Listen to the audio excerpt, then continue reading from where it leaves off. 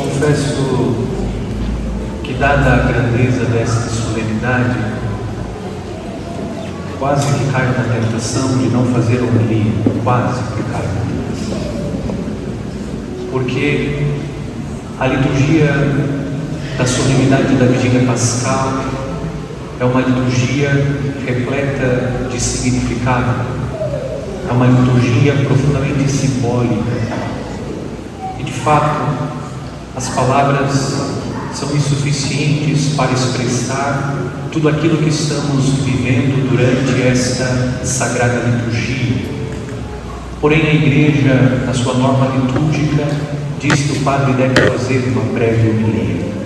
Portanto, como um filho obediente da Igreja, farei isso. A liturgia da solenidade da Vigília Pascal, como disse, é uma liturgia profundamente simbólica. E tudo aquilo que nós estamos vivendo durante esta sagrada liturgia, tudo isso nos remete ao mistério fundante da nossa fé, isto é, a ressurreição de nosso Senhor Jesus Cristo. São Paulo disse: se Cristo não ressuscitou, vã é a nossa fé. E por que Cristo ressuscitou? Porque Cristo passou pela sua paixão, morte e ao terceiro dia ressuscitou, para que nós pudéssemos receber a vida eterna.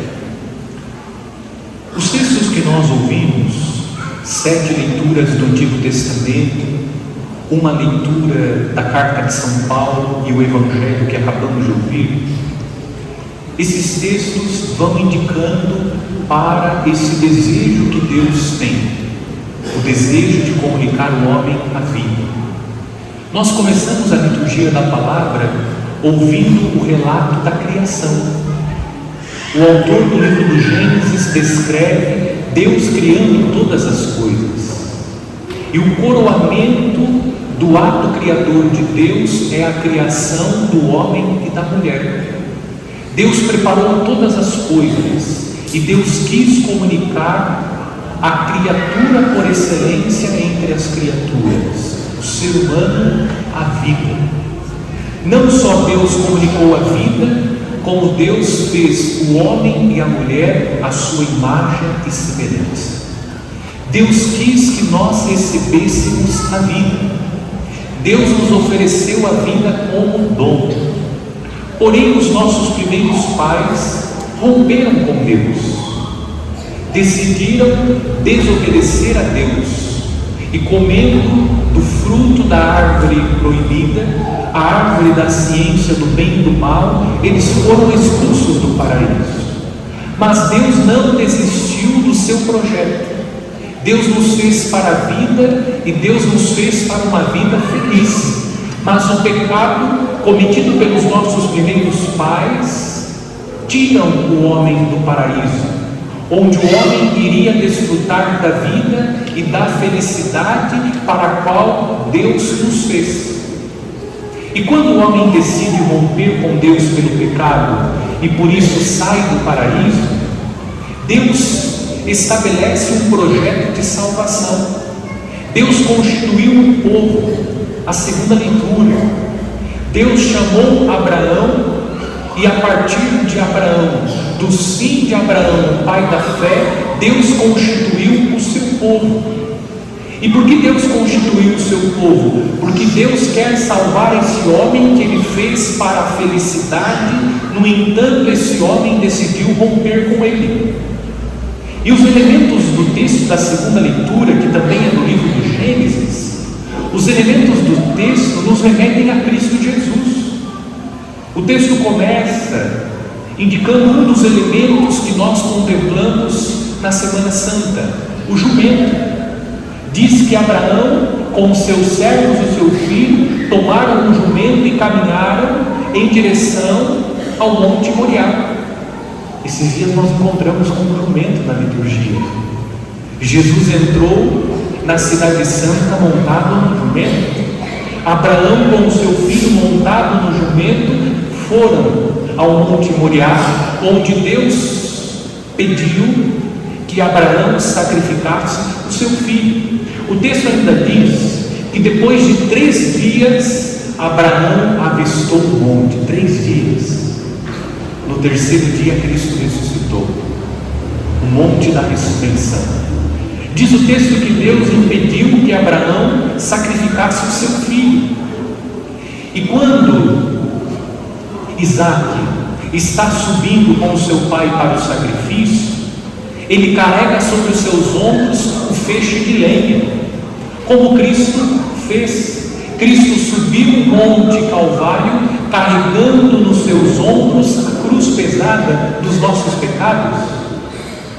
E Abraão foi impedido de sacrificar o seu filho. E o filho disse ao pai: Pai, nós temos a lenha, nós temos o fogo, nós temos um punhal. Onde está a vítima? E o pai disse: Deus proverá. E Deus providenciou a vítima, o seu próprio filho Jesus, para que o seu plano de amor fosse restaurado, para que nós não ficássemos privados da vida que Deus quis desde o início, desde as nossas origens, desde os nossos primeiros pais comunicar ao homem. Deus fez o homem para a vida, Deus fez o homem para a felicidade. E Deus continua com o seu projeto de salvação. Deus libertou o povo da escravidão do Egito, prefigurando aquela libertação que Ele realizou através do seu Filho. A igreja lê a passagem do povo a pé enxuto pelo Mar Vermelho como alusão ao batismo. Hoje nós vamos receber sobre nós a água do santo batismo. Pois no batismo o homem velho morre para que viva em nós, como ensina São Paulo, o homem novo. Jesus é o Moisés, o verdadeiro Moisés que veio para nos libertar da opressão do pecado.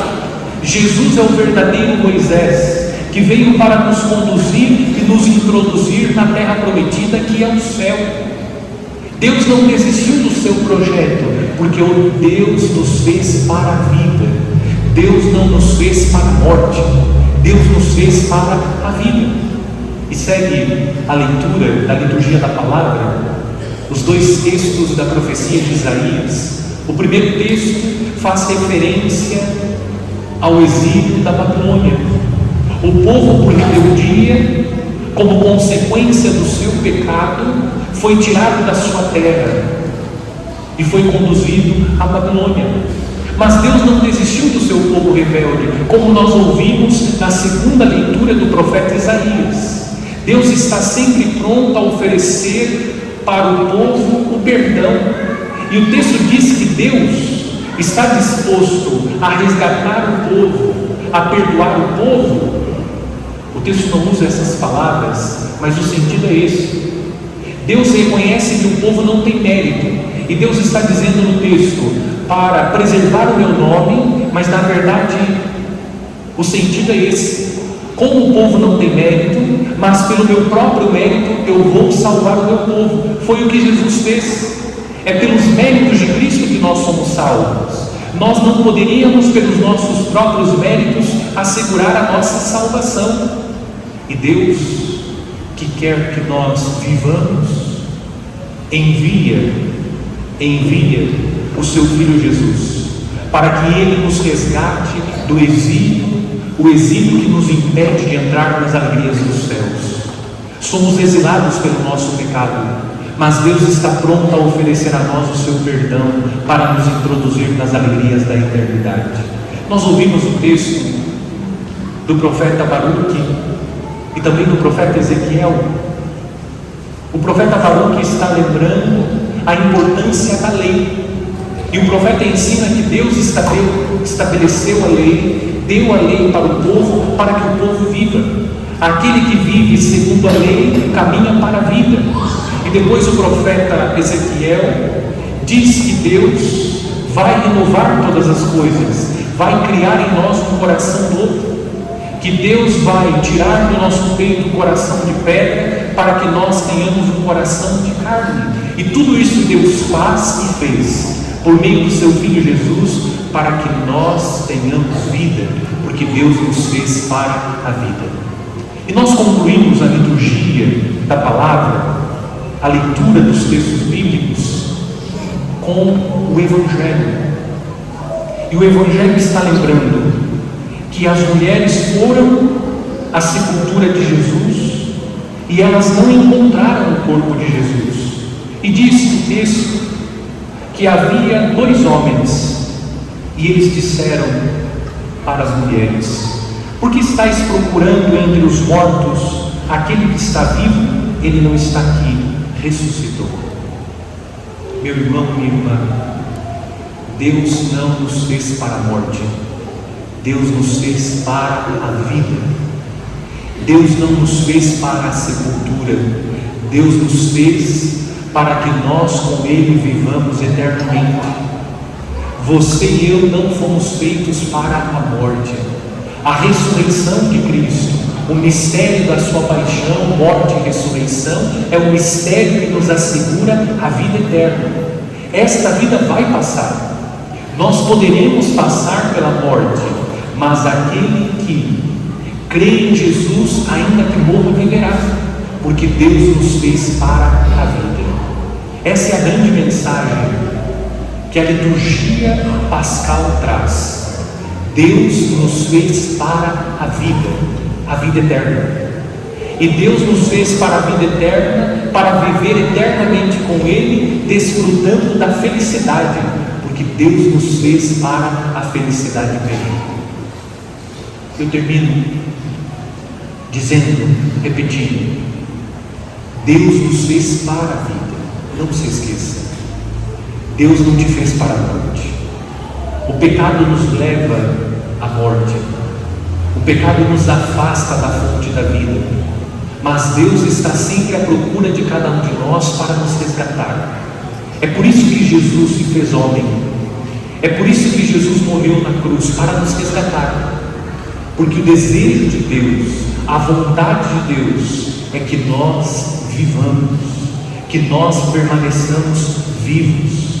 Existe uma morte eterna, porque existe uma condenação eterna, onde o homem vai viver a angústia, a tristeza eternamente. Mas Deus nos fez para a vida, para a felicidade.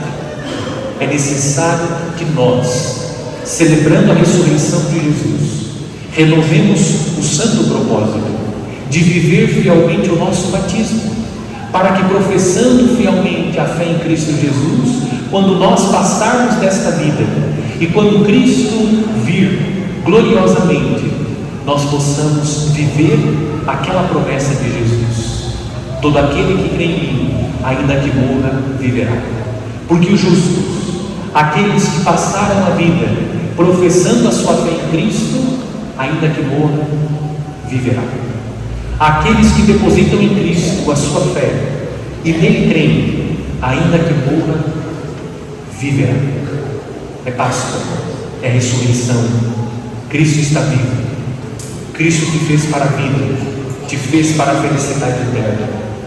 Creia em Jesus, professe a sua fé, viva o seu batismo, e um dia, todos nós, fiéis na vivência das promessas do nosso batismo, entraremos no céu em corpo e alma, e viveremos aquilo que hoje nós estamos lembrando que Cristo viveu, a ressurreição.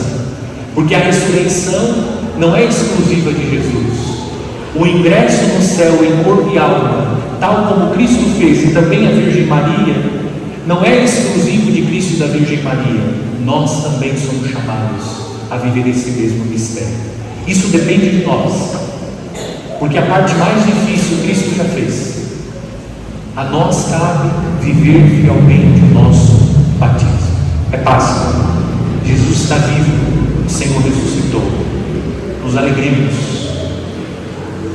e procuremos viver fielmente o nosso batismo, para que um dia com Cristo ressuscitemos e entremos no céu para desfrutar da felicidade eterna.